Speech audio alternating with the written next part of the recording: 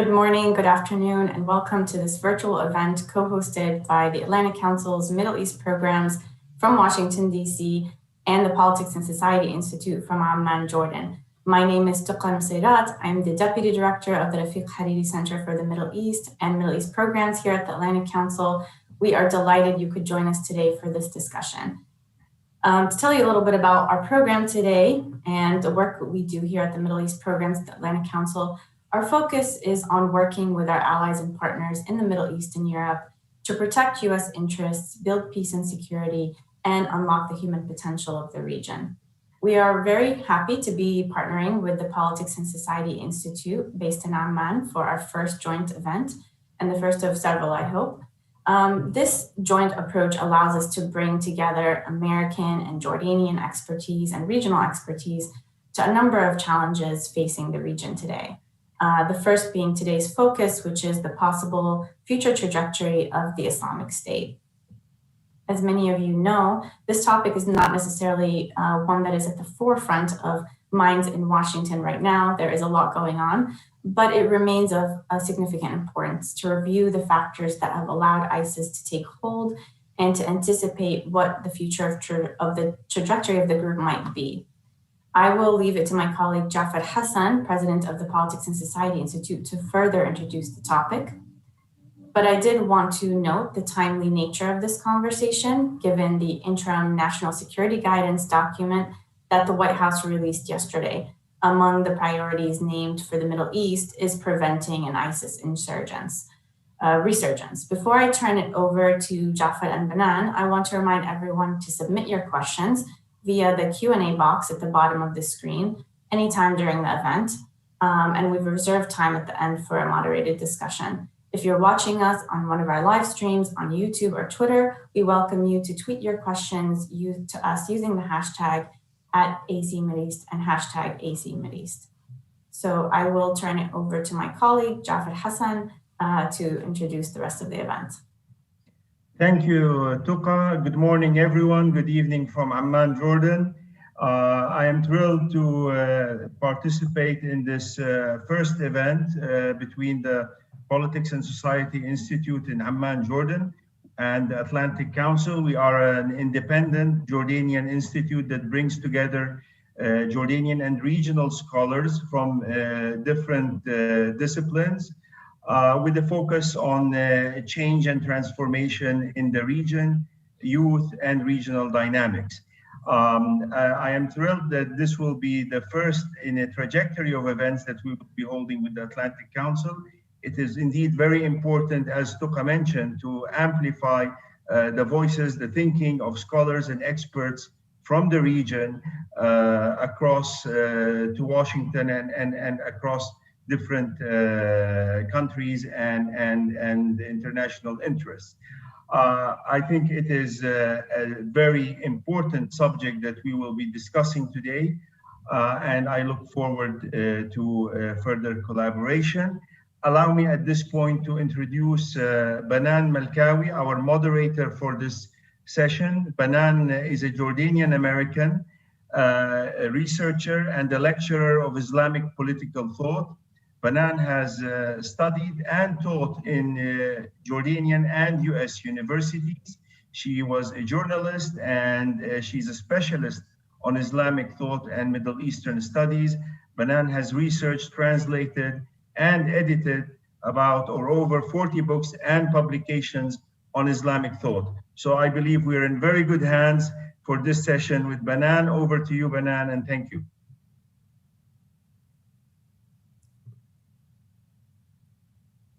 Thank you very much, Dr. Hassan, and thank you, Ms. Nusayrat, and thank you to the Atlantic Council and the Politics and Society Institute in Jordan for having me moderate this discussion. I'm looking forward to the exchange with an esteemed panel of experts to discuss the multifaceted and complex legacy left over in the region as a result of the Islamic State organization.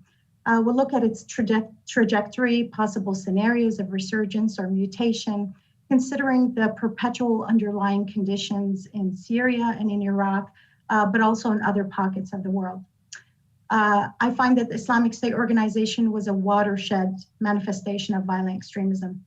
but it also cannot be ignored as a continuum and even a crescendo of Salafi jihadi extremism.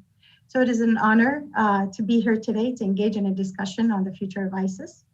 Let me begin by introducing our distinguished panelists.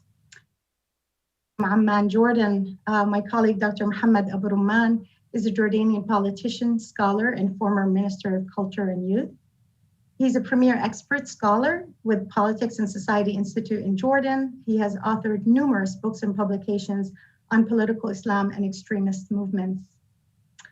And joining us from Turkey, Mr. Barzu Dargahi is an award-winning journalist and non-resident senior fellow with the Atlantic Council's Middle East programs. He's a foreign correspondent covering the Middle East, North Africa, and Europe. And he is now based in Istanbul, writing for The Independent. Also joining us is Dr. Andrew Peake, is a non-president senior fellow at the Atlantic Council. He was previously the senior director for European and Russian affairs at the National Security Council and the deputy assistant secretary for Iran and Iraq at the US Department of State's Bureau of Near Eastern Affairs. And I'm also very glad to welcome Dr. Mara Revkin. He's a National Security Law Fellow at Georgetown University Center on National Security and the Law. Her research examines civilian experiences with the Islamic State's system of governance. She also works with international and humanitarian organizations on rule of law, causes of political violence and extremism, as well as prospects for transitional justice after the Islamic State. So glad to have you all here with us today. Let us begin with the introductory remarks addressing that key thematic question. What are the main expectations for the future of the Islamic State organization? Are we looking at a possible or even likely resurgence considering the geostrategic situation in which ISIS emerged in 2014? Are the conditions different, or has its future really diminished beyond repair? Let us begin with Dr. Revkin, if you would like to begin your introductory remarks. Thanks so much for that very kind introduction, Banan, and to the Atlantic Council and PSI for inviting me. I'm going to focus these brief comments on the situation in Iraq, where I've been doing field research since 2015, both as an academic and in partnership with UN agencies working on peace building and stabilization. Following Jafar's comment about the importance of elevating voices from the region, I also just want to start out by acknowledging that most of what I know about Iraq, I've learned from Iraqis through interviews and public opinion surveys I've done and conversations with Iraqi colleagues and friends. So I really just want to use my time here today to help convey some of the concerns and messages that I have heard repeatedly over the years, both about IS and about the international community's broader approach to countering and preventing terrorism. And what I've learned from my time in Iraq and the data I've collected is that the potential for an IS resurgence really can't be accurately assessed just by counting its fighters or its weapons or by tracking its propaganda without also examining the much, much broader social, economic, and political context in which the group operates both today and historically. As well as many other drivers of instability in Iraq, including the ongoing dispute over Kurdish territories, conflicts between the US and Iran that play out on Iraqi soil at the expense of Iraqis, as well as the ongoing violent repression of peaceful demonstrations by Iraqi security forces and militias, in which almost 600 people have been killed since 2019, which is far, far more than have been killed by IS during that time. So I do think that any serious conversation about IS needs to take into account this broader context.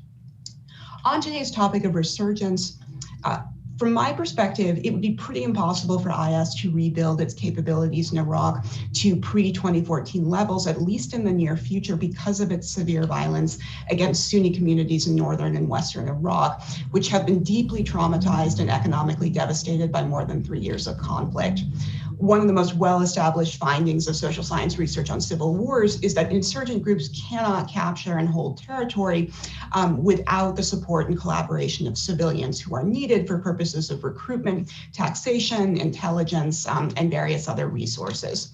IS was fairly successful in convincing or coercing a critical mass of civilians into collaborating back in 2014, when my public opinion survey data from Mosul shows that 85% of respondents knew nothing about IS's intentions at that time, and 62% expected that IS wouldn't be able to maintain control of Mosul for more than a few months. And at the same time, IS was also able to exploit long-standing grievances with the Iraqi government's corruption, bad governance, discriminatory treatment of Sunnis, and other factors to initially present itself as what it claimed was a better, or at least less bad, alternative to the Iraqi state. So in 2014, people just didn't know yet that IS's promises to provide economic justice, good governance would turn out to be false, and that this would become a 3-year occupation by an incredibly harsh authoritarian regime that would routinely execute dissidents, conscript child soldiers, commit a genocide against Yazidis, among all of the other many crimes that we're now familiar with, and that it would lead to more than 13,000 airstrikes in Iraq that would destroy Mosul and other Iraqi cities, which are still rebuilding today. So in my opinion, it's going to be very, very difficult for IS 2.0 to try to win the hearts and minds of Iraqis who are still very much living with the traumatic consequences of IS 1.0. What I am very worried about now is the potential for unintended negative consequences of Iraq's current policies on IDPs with perceived IS affiliation, which is a severely stigmatized population that has been living under dire humanitarian circumstances in IDP camps since 2017.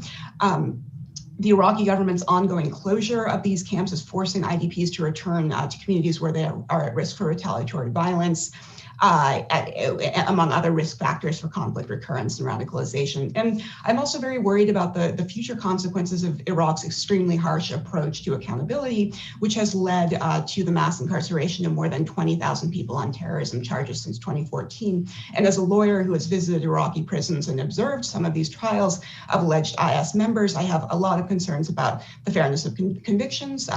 And I think there are a number of flaws in the current accountability process that could counterproductively create new grievances that might fuel conflict in the future. And I'll speak a little bit more about that in the discussion, but we'll stop there for now. Thanks so much. Thank you, Dr. Revkin. That's very illuminating perspective. Let's go on to Dr. Peake. Dr. Andrew Peake, would you like to give your introductory remarks? Absolutely, and thank you for inviting me to this panel. It's a great initiative, and I'm glad it's a topic that's getting some attention, which, you know, over the last year or 2 or 3 might have been lacking. I would, on the subject of ISIS political viability, I would completely agree with Dr. Rivkin. There is a sense among Iraqi Sunnis at the policy and political level of total exhaustion. Sunni politics is marked by pragmatism, deal-making. The political viability of rejectionism is near zero, I would argue, compared to up until about 2015, when it was reasonable through various Ba'athist and jihadist incarnations. The main Sunni political players, there is a dearth of leadership at the moment. There's a sort of an operational coalition assembled under Mohammed al-Busi, whose personal politics himself are dominated by pragmatism and deal-making. Potential rivals to him due to US global MAG sanctions in 2019, like Abu Mazen and Hamis Khanjar, have basically fallen out of serious political viability. So I don't think you're going to see a significant change either at the official level or kind of among the Sunni body politic and attraction of ISIS in Iraq. Now in Syria is a little bit more I was going to say viable, but that sounds like too optimistic a word. A little bit more uncertain. What the great diplomatic flaw of the Islamic State, looking at it from their perspective, was their failure to gain an outside sponsor. And that really hasn't changed, particularly after Turkey flirts with them early in the Syrian conflict, or at least flirts with jihadist elements that are too jihadist for the US. But then the shift of US resources into the SDF, which of course has a Kurdish core, as we know, serves to bring Iran and Turkey into this kind of détente in Syria, particularly once the viability of the Assad government is guaranteed from about 2015 onwards. So if there is some kind of black swan event in the future of ISIS, for example, a collapse at al-Hol, a change in Turkish policy, it would happen in Syria. That is where another genesis would happen if it was to happen. But in the short term, absent major shifts, and particularly absent the driving factor of U.S. strategic and political support for an SDF that verged at times over the last 7 years towards statehood, as long as that cooperation stays at the tactical level, the kind of operational tactical level, I don't think you are going to see a significant divergence in aims. Thank you, Dr. Peake. Mr.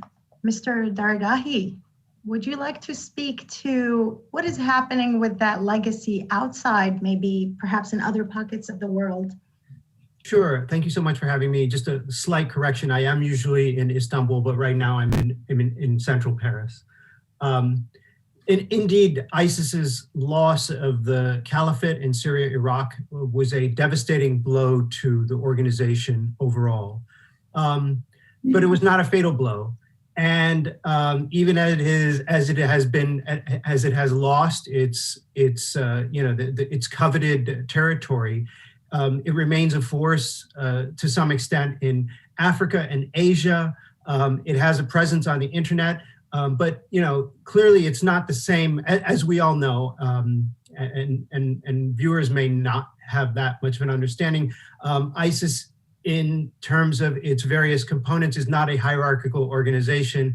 It operates on something like a franchise model with various organizations, jihadi groups, declaring allegiance to it, getting ideological and in some cases pragmatic support from what was ISIS Central. In Africa, in Asia, that support didn't generally amount to much. And to a certain extent, and I think this is a key thing to watch, groups like Boko Haram in Nigeria, they got a lot more out of just declaring that they were part of ISIS in terms of helping their momentum than they got in terms of material support and recruits and so on. So when ISIS's brand was on the rise, they could associate themselves with that and increase their fortunes and so on. And as ISIS's reputation and its lion-like prowess collapsed, it became less of a sexy brand to associate themselves with.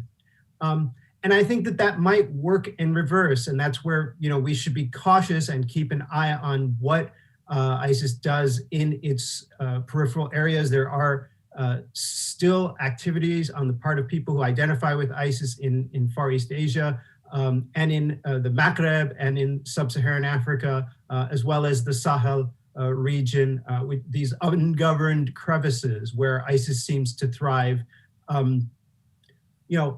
If those areas, if the ISIS brand does well in those areas, it could have a boomerang effect on Iraq and Syria and the Levant as well. I think it sort of speaks to the unique and singular nature of ISIS, that it's sort of half a propaganda organization, half a brand, and half an actual jihadi group. And that could really change the dynamic if it does start doing more activities. In the past year, as with the rest of the world and as with the much of political and economic activity, everything's been in a deep freeze. And it's not been a great time for, just as it hasn't been a great time for air travel, it's not been a wonderful time for transnational terrorism either. But that could change very quickly once these lockdowns are lifted, once international travel resumes and so on. So we may be in a kind of lull over the past year, a kind of artificially created lull just because of the pandemic. It's something for us to keep an eye on. It's something for policymakers and scholars and others to keep an eye on. I think it's also worthwhile and something to note that we could discuss further, and I'll just sort of touch upon it briefly, is, ISIS's huge shift with regard to its internet and social media strategy. So, it's gone from I would call it like the Woodstock approach, come everybody to the farm, to the big, caliphate and enjoy the fruits of the caliphate, to a much more hidden, a traditional kind of recruitment, online recruitment style, where it's not really, big about advertising. ISIS supporters are not out there celebrating the caliphate and so on. It's become a much more of an underground organization, what law enforcement is mostly used to. There is even, and I'm not an adherent to the dark web, but apparently they are, sort of much of their activities are through, very secure, very obscure channels, and so on. So I think that's something worth talking about as well, is that we may not, in the past we could clearly see what ISIS was up to, what they were thinking and so on. So, but at this point, because of their shifting online strategy, we may not even know what they're doing. And I'll leave it with that. Thank you, Mr. Daragahi, for speaking on the shift in these strategies and approaches, particularly outside of its geographic former areas. Let's move on to Dr. Abu Rumman. Dr. Muhammad, you have written extensively on the ideology of not just the Islamic State organization, but also as a continuum of jihadi Salafist ideology. Where do you see the future of the organization, both ideologically and as bearers of the trend today? Thank you very much, Banan. Thank you. I'm glad to be a part of this important seminar with outstanding experts. And of course, what my colleagues mentioned before, I think it needs more than an hour to talk about, but it's very important remarks here to understand the current situation and the future of ISIS. But on my part, and according to your questions, Banan, yes, you mentioned that ISIS, it's a part of what we call the Salafist jihadist groups. And after the rise of ISIS in 2014, and after they declared the Khilafah and Islamic State, my friends know that there was like a very big struggle between ISIS and Al-Qaeda. And there was a competition between the two, the both of organizations in Iraq and Syria. It reached like a bloody struggle between them, and then it flew all over the world between them, so that most of the Salafist jihadist group, they divided between ISIS and Al-Qaeda. Everywhere you go, for example, Al-Yemen, you go to Afghanistan, you go to North Africa, you will find the Salafist jihadist members, that some of them or some of the groups affiliated with ISIS and the others affiliated with Al-Qaeda. Now, according to the current situation in Iraq and Syria and other places, I think that the struggle between both of them will continue in the future. ISIS lost some of the power cards in its hand, and also Al-Qaeda lost other cards from its hand, but the struggle between them, or the competition, will continue. The important issue here, when we talk about the future of both of them, and maybe we can talk later about this, the sectarian factor in Iraq and Syria. One of the important difference between ISIS and Al-Qaeda, that ISIS built its strategy and built its ideology in Iraq and Syria and other places in the sectarian factor, that they representing the Sunni society against Iranian prestige and influence in the region. And everywhere they focus on this priority in the struggle. Al-Qaeda focus on the struggle in the globalization, in the struggle with the USA and what they call it the far enemy. So that it's, this is, I want to reach the important points here, This will lead us to the circumstances and what will happening on the ground. The important issue we want to understand when we talk about the future of ISIS or the future of Al-Qaeda, we can't separate the future of both of them from the circumstances on the ground, from the politics, from the objective conditions on the ground. So every time when we talk about ideology, we say that search of sociology more than ideology, because these circumstances on the ground play a key role in what's happening in the future. I can't talk about the future of ISIS without talking about the situation in Iraq and Syria. For example, if the Sunni society in Iraq and Syria feel that there is a political process there and they can find their political role, this will decrease the threat of ISIS, and the opposite is true in the same time. And also you can talk about the Al-Qaeda, if there is American positive role in the region, and there is no struggle, America involved in the region, Al-Qaeda will lose part of its influence in the future. But at all, the ISIS, what ISIS did, that it's made a huge jump in the ideology, in the propaganda, in the recruitment. So it's like a shift in the strategy of the Islamic groups. I think Al-Qaeda will follow ISIS. For example, to take it shortly, in the future, we will see Al-Qaeda changing its way of recruiting. In the past, Al-Qaeda focused on the elite, that if anyone want to be a part of Al-Qaeda, they have to go through a long process and long selection process until the Al-Qaeda adopting them. It's the opposite of ISIS.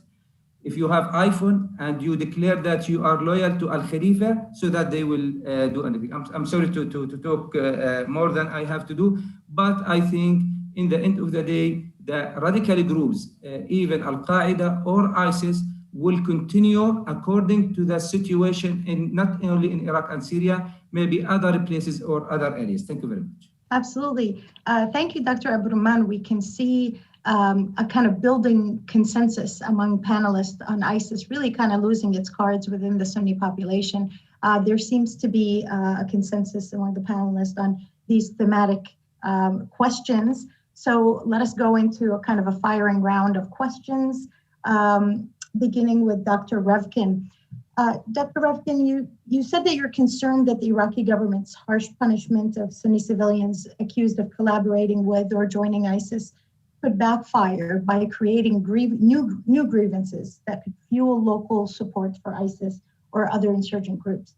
What are some alternatives that could be more effective than the current approach to accountability and transitional justice? And if I may kind of follow up on that, in the context of what is being done domestically to address the longstanding social, economic, and political grievances that contributed originally to the rise of ISIS and are still unresolved for the most part, particularly in Iraq, and if you want to speak of Syria as well.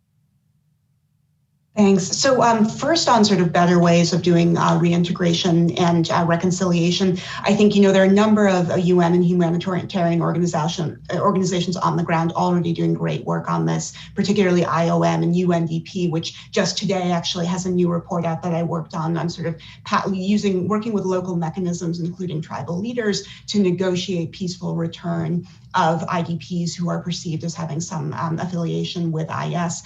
And there have been a number of success stories where agreements have been reached. And I think that the long-term solution is to find ways for these non-violent affiliates who haven't been found to have committed any crimes to return to communities and reintegrate socially and economically, where they can be a part of society again and not become sort of a permanently stigmatized Sunni underclass that is going to continue to have grievances with the Iraqi government. On kind of the bigger structural and developmental issues in Iraq, I really think that too often often our counterterrorism strategies, are focused on responding to specific attacks and trying to prevent other attacks, which is of course essential. But attacks are just the most visible symptoms of much broader threats to peace and security that fundamentally stem from grievances with issues including corruption, the failure of regional governments to provide effective governance and minimal basic services like clean drinking water, economic inequality, sectarian discrimination, and impunity for human rights abuses by state security forces and other actors. So, when we hear breaking news about suicide bombings in Baghdad for one news cycle until it's overtaken by the next crisis, that bombing is actually a very fleeting and somewhat superficial manifestation of much deeper historical intergenerational grievances and traumas dating back to 2003 or even earlier that still haven't been resolved. And, I think Iraqis are understandably frustrated that the media and many policymakers only pay attention on the few days of the year when there are bombings in Baghdad or militia attacks on American interests, and not on every other day of the year that Iraqis are living with serious threats to their security, human rights, and livelihoods that aren't considered newsworthy. So, I think really to give one example from, why I think these securitized approaches are unproductive. Back in 2017, I interviewed 45 Iraqi children accused of joining IS who were in detention in a juvenile prison in Erbil based on very flimsy charges. Some of these kids had admitted to joining IS under very coercive circumstances. Others were trying to escape situations of domestic violence or forced labor. And when we asked these 45 children what they would need to achieve a better life for themselves if they were able to get out of prison tomorrow, the results were striking, even though it's a small sample. Only 4 said that they needed money, but 32 said that what they needed most was education and vocational training. And this suggests that I think we really need a massive reallocation of resources away from short-term solutions like mass incarceration that don't actually address the root causes of violence and extremism, and toward providing humanitarian and development assistance, particularly in the areas of education and healthcare, that will make it possible for young Iraqis to grow up with the basic opportunities and human rights that all children deserve. And this is so important in Iraq because this is one of the youngest countries in the world where over 60% of the population is under 25. And, unfortunately, we can't undo decades of conflict, including US interventions that have made it so difficult for Iraq to become a welcome to other community members. So, I think right now there isn't a clear, there are a number of processes to facilitate return. IDPs need to undergo a rigorous security vetting to be cleared of suspicion of ties to IS before being allowed to return. But I think really the most important mechanisms for return are local ones. So, working at the individual community level to build trust between these IDPs who are still in some cases stigmatized or under suspicion, and these communities of return. And again, I would direct everyone to IOM and UNDP are both doing really important research and programming on these areas that I think we can learn a lot from. Thank you, Dr. Revkin. I have a question for Dr. Peake, Dr. Andrew. Considering the political, military, and geographic expansionist tug of war and power dynamics between non-Arab actors, especially Turkey and Iran, who are doing their business proxy in former ISIS areas, what does the future of the local populations look like, especially Sunni populations who lack any representation or champions and had been dealt a heavy blow by ISIS itself, which originally claimed to operate for the purpose of their protection from Shiite and Iranian-backed regimes in both Baghdad and Damascus. What does the future of these local populations look like? Very grim. So no, I can give you a more fulsome answer. Let me jump to one thing Mara was saying a second ago in response to your first question, which is about the underlying conditions and the violence. I tend to agree with that. If there's an element of US policy that exists today under this administration, certainly existed under the last administration, and I would argue after the one before, it is an element of humility as to how much the American dollar and the American soldier can achieve in places like Iraq. I think for now a decade, we have politicians of every stripe have used the line that if we can't figure it out in Detroit, or for example, where violence is also high, why are we going to be able to figure it out in Kirkuk? And I think there's a lot of truth to that. I think if our policy goal is alleviate the underlying conditions of Iraq such that violence does not fester, I think we are going to be in for a long period of disappointment, or of at least not a clear return on resources, which, you know, I acknowledge is short-term thinking. The troubling data point we have, and this gets a little bit more to your point, I'm sorry to have completely blown off the moderator's point, is that in comparison, the Iranian Syrian approach to quelling Sunni violence, including the political side, the basically brute force Hashed standing in Sunni cities, is basically effective at this point. You know, for a long time, we had a line in the US government that the biggest driver of ISIS was sectarian militias in Sunni areas. And I think as far as it goes, that's true. But the real ISIS hotspots are the security seams, like around Kirkuk, not necessarily in, let us say, Ramadi.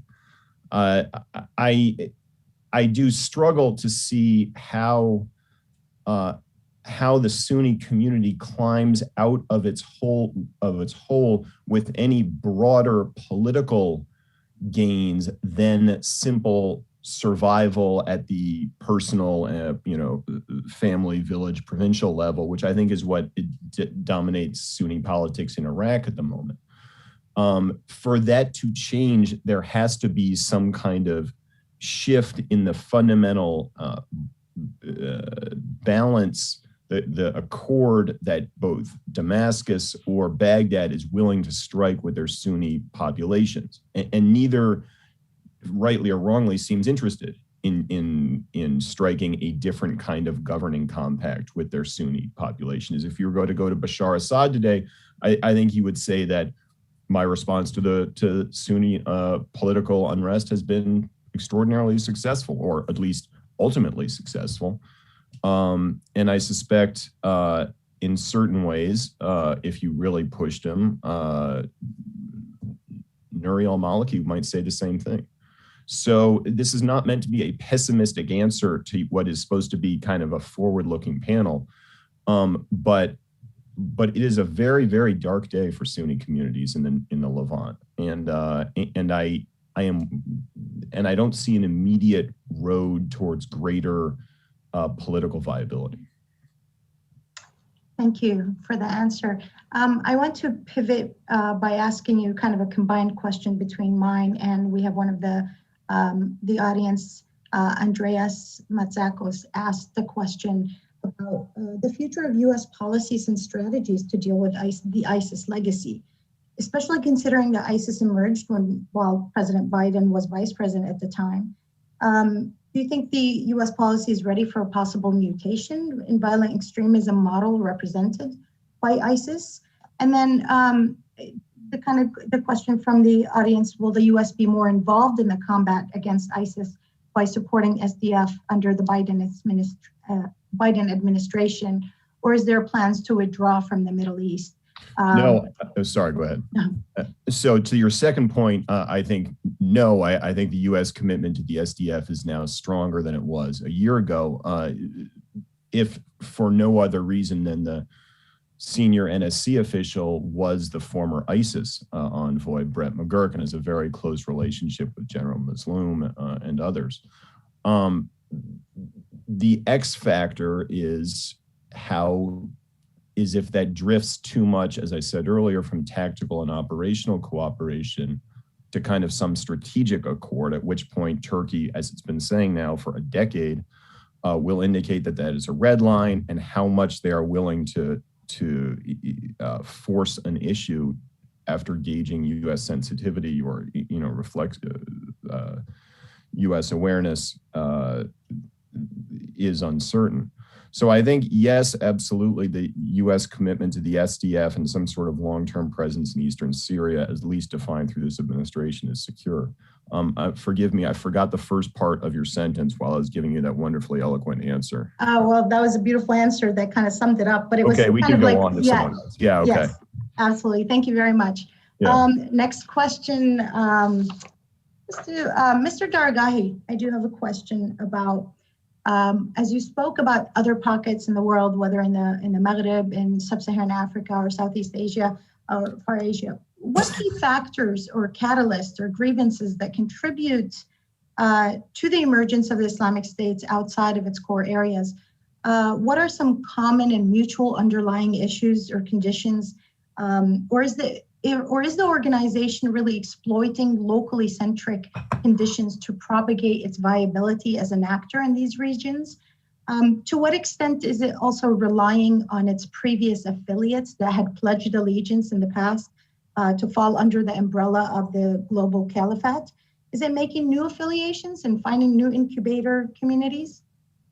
I mean, I would say, to some extent, there's a bunch of questions there.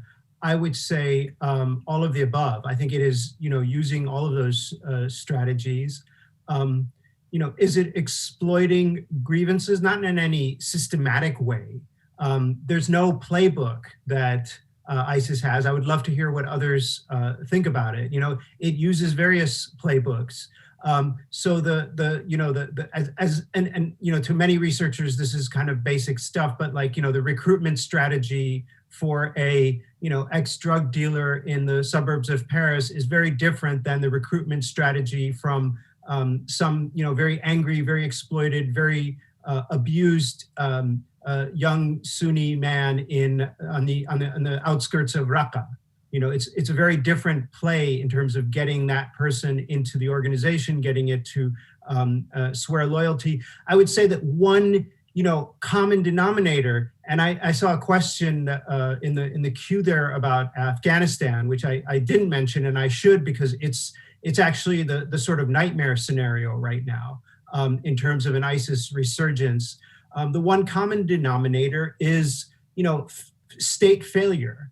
And I'm sure Andrew Peake would, agree with that, and the others would agree with that as well. ISIS exploits the failures of the state, whether that's in, the French not reaching out to the Muslim communities of the banlieue, or Bashar al-Assad, abusing the Sunni population in northern Syria. Or basically complete lawlessness in parts of Afghanistan and sub-Saharan Africa. This is where ISIS thrives, where it exploits those ungovernable to some extent spaces, and makes inroads and builds on local grievances as well as a global vision, offering the young disaffected people a kind of a sort of meaning in their lives, and whether that's revenge against the regime of Bashar al-Assad, or the Shia-dominated government in Baghdad, or in a certain situation, revenge against the dominant culture of a Western society that doesn't fully embrace it. That doesn't fully embrace that person. Thank you. And thank you for addressing that question. I guess we can mix both the audience questions and merge them with some of the thematic questions I have as well. That was the question from Mohammed Karim from Voice of America. My next question to you, in light of the diminished physical and militant presence as a result of concentrated attacks by international alliances, both US-led and NATO, but also the Russian-led and Iranian-backed coalitions, how has the Islamic State renewed or shifted its recruitment strategies? One of the questions in the audience from Harold Walker, ISIS have shown great skill in using social media. Is this still giving them an edge? Harold Walker, yeah. I'll let others answer that. I would love to hear I think I sort of addressed that in my introductory remarks a bit. But it's definitely shifted its social media strategy. It's not out there in full force. In part, that's a shift on the part of these social media platforms. Twitter, Facebook, et cetera, do not tolerate anything that is affiliated with ISIS or even, has any kind of jihadi overtones. They've switched to, Telegram, what researchers call Terrorgram, this very different messaging app where you subscribe to groups and channels and so on that are, pretty secret and aren't necessarily out in public. It's not very easy to find. It's you log on to them via word of mouth, these channels that they have. And they're constantly changing and shifting and so on. So definitely the recruitment is more targeted, not as general and so on. So and like I said, and I would, again, be interested to hear what other panelists say about this. There's a lot we don't know anymore because a lot of it is moved underground. A lot of their activities have moved they're much more secret and much more concerned about privacy, much more paranoid about infiltration by law enforcement or intelligence services and so on. So there's a lot more caution than there used to be within these already much more secretive communications platforms. Thank you, Mr. Dargahi. Dr. Abu Ruman, I have a question for you on, let me address it in this context.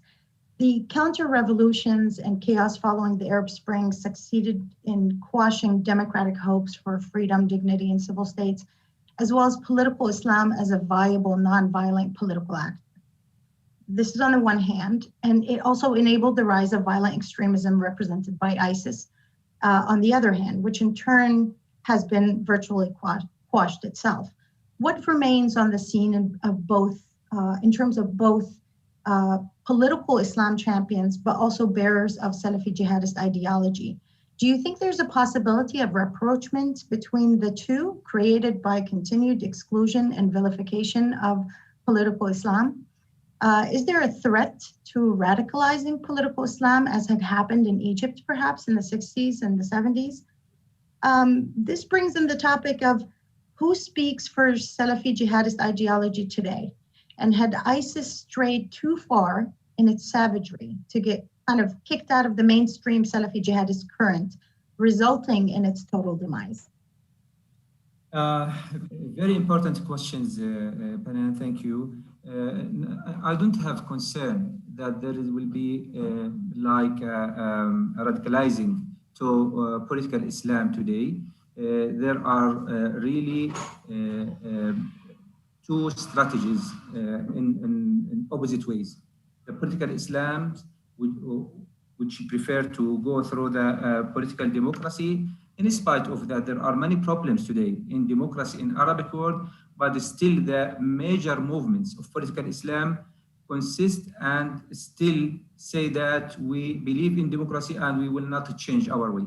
Maybe they will lose, as what happened in Egypt and in Syria. Sometimes they will lose many of their youngs. For example, hundreds of youngs from Egypt Brotherhood, they moved to ISIS from other places because they are very angry. They moved to Sina, and the radical groups there. At all, the major groups of political Islam, they will stay in the democratic track. They will not change this track, but they will lose many of their points in their debates with ISIS or the radical groups. And another important point, in spite of what Dr. Prozo said, that yes, of course, ISIS moved to Telegram instead of, for example, Twitter and Facebook, because they find in Telegram more safety haven in compare with the other applications in the social media. But many of the youngs, thousands of youngs in the Arabic world, the angry young, still follow ISIS in the Telegram. Maybe they are experts how to use Telegram, and this is a very important dilemma in the counter-terrorism in the world. If you close some of their windows, they will find other windows. So that it's like Tom and Jerry, a game between the counterterrorism and between ISIS, and they are expert in this. The other questions and the other important points here, yes, ISIS lost the Khilafah, but they turned to the virtual Khilafah. And they are very flexible. They have hard ideology, but they are very flexible in their tactics. And they are very flexible in their strategy of working. For example, when they lost their state, they don't say that we lose the game and we lose our state. They turn directly to the guerrilla warfare and they continue their struggle and they move to the desert in Iraq and Syria. So that what I want to reach here, that we are not in the end of the game. We still have many problems. We still have conditions that help ISIS to still working. In spite of that, they lose some of their important cards in the game, but they still have other important games. I don't know if I have still 1 minute or 2 minutes to refer her to an important point. Go ahead, because I'm going to have a follow-up question real quick. Thank you very much. Yes, 1 minute. We have to focus here in the Arabic world about the counter-terrorism strategy and the counter-extremism strategies, especially many people, and you mentioned many questions, Banan, about the returnees from the places of ISIS or Al-Nusra. I think we need to think today about the returnees from the prisons in the Arabic world, because thousands of the young who return back from the prisons and they already charged by their, for example, they are sympathize with ISIS or they join group related to ISIS. Now, after the prison, what have we want to do with them? This is a very important question. The problem here in the Arabic world, many of the states give like a delivery service to ISIS when they send many thousands of people to the prison, and then they lead them in the prison to recruit to ISIS, say to them, please recruit these guys and train them to be loyal members to you. We need a strategy after the prison in many places in the Arabic world to deal with this dilemma. Thank you. Thank you, Dr. Abdulrahman. That kind of echoes what Dr. Refkin was pointing out, especially with the issues of young people, children, and families in these IDPs. But also you touched on another question from an anonymous attendee on what role, if any, might the cubs of the Caliphate, Ashbal al-Khilafah, have in the future of ISIS. This was, in a way, my follow-up questions about what actions were the Arab regimes taking to prevent a resurgence of propaganda influence. So thank you for addressing that. That was wonderful. Let's take a couple more questions from the audience.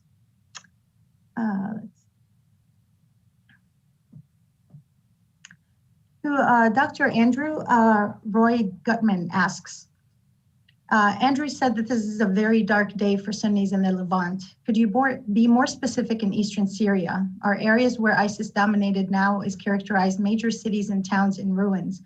Where is the Sunni population? How many IDPs, where they are living, in what conditions, and are there any reconstruction stabilization programs? That can be addressed by either Dr. Peake or Dr. Refkin, whoever wants to take that up. Yeah, I'd kick that partially to my co-panelists. I haven't looked at the IDP numbers in a while. What I was speaking of was mostly the political leeway. Somebody noted earlier, and I think it was Dr. Refkin, that political underrepresentation drives Sunni grievance. That's been true in the past in these two states. There's no driver now for the Assad government to grant more political representation or political opportunity to its Sunni community that it just won a brutal war for. In terms of them returning to the area, I suspect this is something that the U.S. for a while has leveraged to push the Assad government to move forward with the 2254 process. that we can bring in reconstruction aid and help kind of rebuild the country if it commits in good faith to the non-Astana, UN process. I suspect that's going to collapse that leverage point. There is no longer really a belief, I would suspect, certainly at a gut level, that the 2254 process will produce a change in regime. And so the day-to-day humanitarian needs that you point out in your question are going to ultimately drive a broader, what the Russians and others want, a broader humanitarian influx under the Assad aegis. Thank you. We have a question from Thomas Bork, and I'll address it to Dr. Refkin, whoever wants to take a jab at it too. Is there any support among a majority of the Iraqi Council of Representatives for the kind of policies that will prevent ISIS from intimidating local Sunni populations and re-establishing a presence by brute force alone? Yeah, so, Iraq has elections coming up, and, I think there's been a lot of talk of how the country is going through almost a post-sectarian moment right now, with broad protests across regions expressing grievances that really transcend sect and ethnic identity and region. So, while there certainly are, grievances specific to particular groups, the protests that have been happening, most recently since 2019 are about, common concerns about corruption, demands for better services, and these are heavily youth-driven and demanding better education and other things that really I think are pretty popular politically, and that many Iraqis would agree upon. And so I do think that to the extent that conversations in Iraq can build off of this, the optimism about the possibility of sort of post-sectarian agreements on some of these social issues and governance concerns, that's a real opportunity to try to think about ways that that different communities can come together, to on policies that like education, that really everyone should be able to agree with. Thank you, Dr. Refkin. I have a question, several questions discuss or ask about the current promoters, supporters, and financier of current IS. A question from Hussein Chalabi, and then there is another question also from anonymous member. How will ISIS financing will change in the coming 3 years? What are the counter-financing measures that deliver the best results so far in Iraq and Syria? Anybody would like to take a jab at it? Mr. Dargahi, do you have a background in addressing this question? I can say just a few quick things on this. I think it's a very good question. As for, who is supporting it, I don't buy any of the sort of conspiracy theories that either Turkey or the Gulf states are, sort of secretly supporting ISIS. I don't buy any of that. I think that one really important thing to note when talking about ISIS, and it is the key to what distinguished it from Al-Qaeda, what caused the rift between Al-Qaeda and ISIS, was this question of financing. Whereas ISIS was, determined to make financing a integral component of its operations. Where the whole purpose of the caliphate, to a large extent, was to create a kind of governable space where they could draw taxes and revenues and shake down people and so on. It was all about money. And the Al-Qaeda model was like, well, why would we bother? We'll just get money from foreign allies and friends and rich people and so on who are supporting our cause. ISIS had a very different vision of financing. So the ISIS ideal, to some extent, I would love to hear if anyone has any countervailing opinion on this, is to be self-financing, is to not be dependent on those infamous mythical Gulf financiers and so on. And I think that is a key important distinction to make about ISIS and what made it unique. You know, thank you so much. The time is not on our side. There's so many great questions that have come from our audience, but also the discussion has illuminated on many topics that beg further discussion and analysis of these issues. But I apologize to some of the questions that we didn't get to, and hopefully maybe in future events. This has been an illuminating conversation that tackled critical angles on the future of ISIS and its implication in the region. Thank you to the panelists, gratitude to the Politics and Society Institute in Jordan and the Atlantic Council, and thank you to the viewers for tuning in. Have a great day. Thank you very much. Thank you so much.